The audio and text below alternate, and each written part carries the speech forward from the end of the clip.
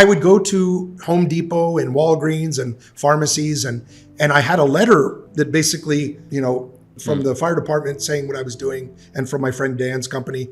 And so literally these stores were allowing me to clean the shells off of anything, that I wanted. And I remember one night I came across the Brooklyn Bridge, and I had 2 loads to get because there was so much stuff. I had to make 2 loads that night.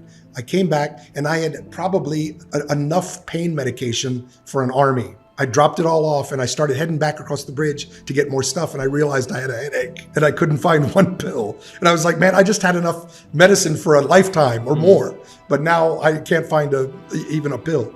So little things like that that happen while you're in the situation that you think are kind of, later on you think back at how kind of ironic this whole thing is, right? So I worked there for a week, and that's where I realized that I was actually good at operational disaster relief without having had any training. I realized I was good at logistics. I realized I was able to operate in an environment where you have all kinds of distractions and fear. And they thought one of the other towers was going to fall. In several times we had to evacuate and once run for our lives because they thought a 50-story building was just getting ready to come down.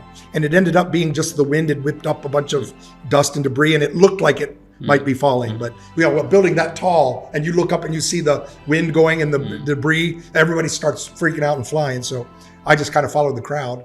It didn't fall. Luckily, it didn't fall. Otherwise, that would have been another disaster because a lot of people wouldn't have been able to outrun a 50-story building coming down. So that would have been another one, loss of life. But anyway, so during that week, all of these things happened, plus the mortuary trucks that were holding, anytime they found a dead body, it would come right by our little store that we had, and down the next block, the refrigerator trucks were there, and they would put the bodies in there. So you would see that and smell that and feel that tragedy.